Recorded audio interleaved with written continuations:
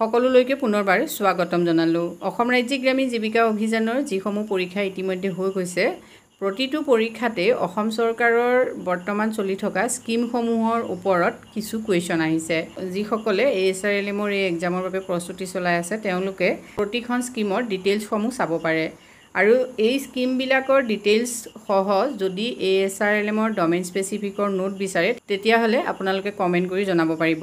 আজি আমি আলোচনা কৰিম অৰুণোদয় স্কিম সম্পৰ্কত। অৰুণোদয় 1.0 অৰুণোদয় 1.0ৰ প্ৰথম আৰম্ভণি হৈছিলে 2 অক্টোবৰ 2020ত আৰু এই স্কিমটো অসম চৰকাৰৰ হয়। ইয়াত প্ৰথম অৱস্থাত 17ৰ পৰা 12 লাখ পৰিয়ালক সামৰি লোৱাৰ কথা কোৱা হৈছিলে আৰু পৰ্যায়ক্ৰমে 19 লাখ পৰিয়ালৰ বাবে ইয়াৰ বেনিফিট সম্প্ৰসাৰণৰ কথা কৈছিল। বেনিফিট এমাউণ্ট আছিল 830 পাৰ মান্থ। এই বেনিফিটটো DBT চিষ্টেমত দিয়া হৈছিল মহিলাসকলৰ বেংক একাউণ্টত। অৰুণোদয় আঁচনিয়ে মহিলাসকলকহে সামৰি লৈছে, সেই কথাটো মনত ৰাখিবা।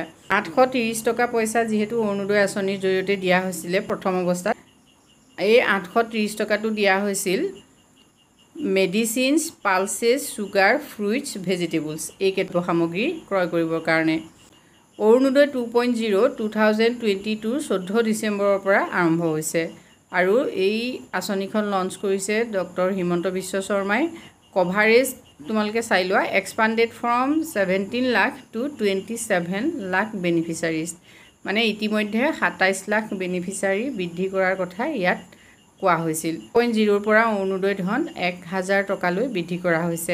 এই 1000 ৰুপিজটো ডিষ্ট্ৰিবিউট কেনেকৈ কৰা হৈছে সেই সম্পৰ্কটো তোমালোকে চাই ল'বা। 400 ৰুপিজ মেডিচিনৰ বাবে, 200 ৰুপিজ আছিলে পালচেছৰ বাবে, মানে অৰ্থাৎ দাইল ইত্যাদিৰ বাবে ইয়াত 50% ছাবচিডি, আৰু 80 ৰুপিজ চুগাৰ চেনিৰ বাবে 50% subsidy, 150 for fruits and vegetables, 170 rupees for essential. এইখিনি আছিলে ডিষ্ট্ৰিবিউশ্যনৰ ছিষ্টেমটো। অৰুণোদয় 3.0 অৰুণোদয় 3.0ৰ লঞ্চ হৈছে 19 ছেপ্টেম্বৰ 2024। এইটোতো CM ডক্টৰ হিমন্ত বিশ্ব শৰ্মাই লঞ্চ কৰিছে জনতা ভৱনত। ইয়াত কভাৰেজ ধৰা হৈছে 37 lakh beneficiaries statewide. Monthly benefit ইতিমধ্যে বৃদ্ধি কৰা হৈছে 1250 ৰুপিজলৈ। প্ৰতিগৰাকী মহিলাকে 1250 টকাকৈ দিয়া হয় DBT চিষ্টেমত।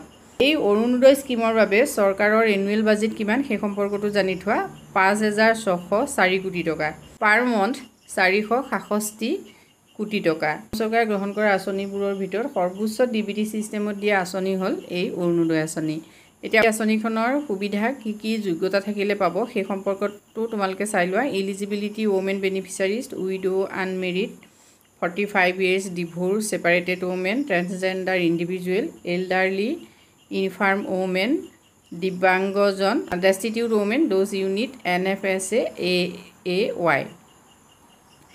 এজ এণ্ড ইনকাম ক্ৰাইটেৰিয়াটো হ'ল ফিমেল এডাল্ট 18 years এবভ, অৰ্থাৎ 18 বছৰৰ ওপৰত হ'লেই পাব। আনমেৰিডৰ বাবে 45 years, আৰু হাউচ হোল্ড ইনকাম 2 লাখ টকাৰ তলত হ'ব লাগিব। মেণ্ডেটৰী হ'ল আধাৰ চিডেড ভেলিড ৰেচন কাৰ্ড থাকিব লাগিব, বেংক একাউণ্ট থাকিব লাগিব মহিলাগৰাকী। অৰুণোদয় আঁচনিখনৰ ধন কোনে কোনে লাভ নকৰে সেই সম্পৰ্কটো তোমালোকে জানি লোৱা। যিসকল গভৰ্ণমেণ্ট এমপ্লয়ী হয়, চেণ্ট্ৰেল হওক, ষ্টেট হওক, লোকেল হওক, আৰু elected public office holders, household ৱিং 4 হুইলাৰ্ছ, যাৰ ঘৰত 4 চকীয়া গাড়ী আছে, প্ৰফেশ্যনেলছ যেনে doctors, CS, anganwadi, ASHA, mid day meal workers, MPs, MLAs etcetera, এইসকলে অৰুণোদয় স্কিমৰ বাবে আবেদন কৰিব নোৱাৰে। এই স্কিমৰ বাবে যিহেতু অফলাইনত আবেদন কৰা হয়, গতিকে অৰুণোদয় স্কিমৰ সম্পৰ্কত এই তথ্যখিনি গুৰুত্বপূৰ্ণ হয়। ইতিমধ্যে ASRLMৰ হৈ যোৱা যিকেইটা পৰীক্ষা তাত অৰুণোদয় স্কিমৰ ওপৰত কেইবাটাও কুৱেশ্যন আহিছে। আজিলৈ ইমানেই, ধন্যবাদ।